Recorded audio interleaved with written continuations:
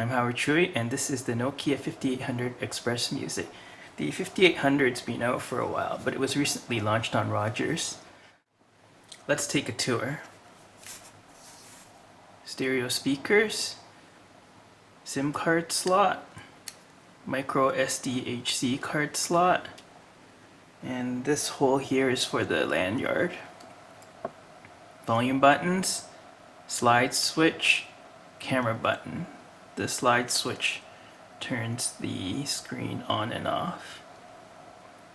Micro USB slot for syncing, 3.5mm headphone jack, barrel port for charging, power button.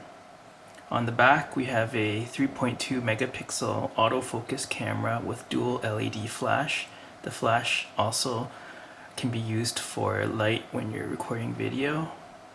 And here's the stylus. You don't need it most of the time.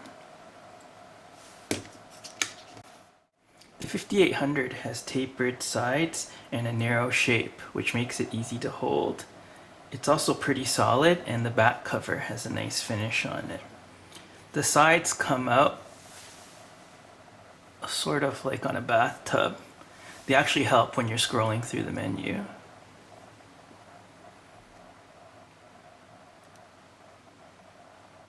Now let's compare the 5800's size to some of its contemporaries. So here we have the iPhone. The iPhone's wider and has a bigger screen, but it is a little bit thinner. It's hard to see here. Actually, no, it's not. It's also taller. Now compared to a N95 8GB, the 5800's taller. They're actually about the same width, and the 5800 is a lot thinner. And here we have the N97. So the N97 is just a tiny bit thicker, it's a tiny bit more tall, and actually they're about the same thickness. I guess if you don't include the N97's camera cover. This is the menu button. You can press it to go to the menu, or press and hold it to bring up a list of active applications. It's useful for multitasking. You can also quickly launch programs using this button. It's pretty useful, but I don't think you can choose which programs are available here, which limits its usefulness. There's an orientation sensor, which is pretty sensitive. Actually, I found it too sensitive.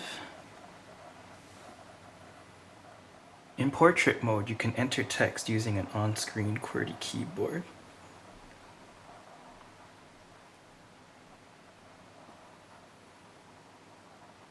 It's pretty ridiculously small, as you can see right here. There's also a regular keyboard. Just give me a minute. Which takes up the whole screen. And there's also a keypad, which has T9 support.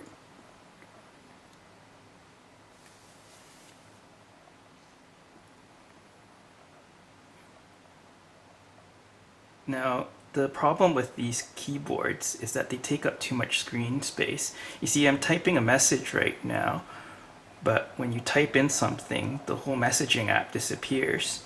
Further, when you're using a full-size keyboard,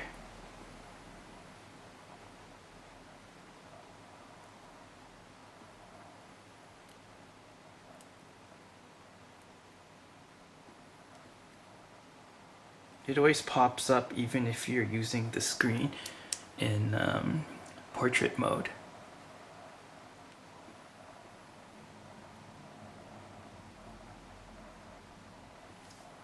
So it can be a little disorienting.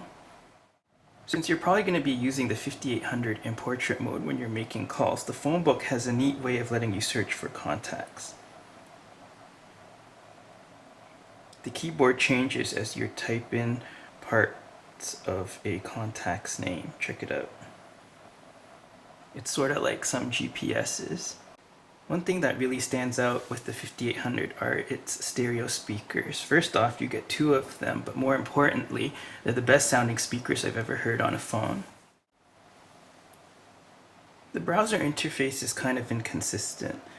There's support for browser tabs, but there's no easy way to open up new tabs. And once you have a few tabs open, there's no easy way to switch between them. While the browser isn't horribly slow, I found it would crash more than most mobile browsers, and when the browser crashes, it doesn't automatically open the last page you were looking at.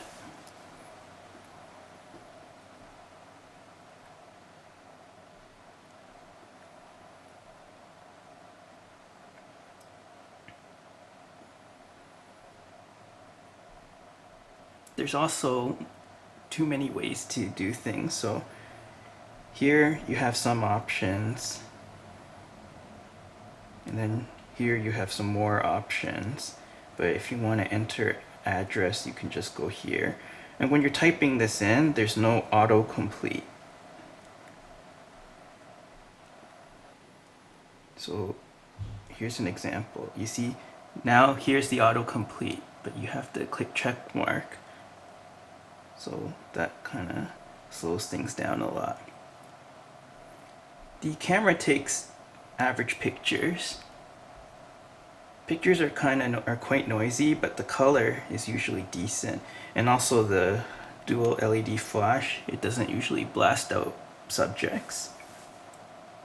Now, one thing that's usually missing from S60 phones is threaded text messaging. The 5800 sort of fixes this with its Today screen. You can define favorite contacts. Here I have 2 of them. You see, with your favorite contacts, it will thread text messages plus phone calls, and you can also add RSS feeds for them. So that's nice. Although it's only for 4 contacts. RF performance is average. Sound quality is quite good. There is a tiny bit of hiss, but voices are still very natural sounding. Maximum earpiece volume is also pretty good. I really like the shape of the 5800 and how nicely it fits in your hand. The speakers are really good, and this button is pretty useful. I wasn't crazy about how the 58 hides everything when you're text messaging.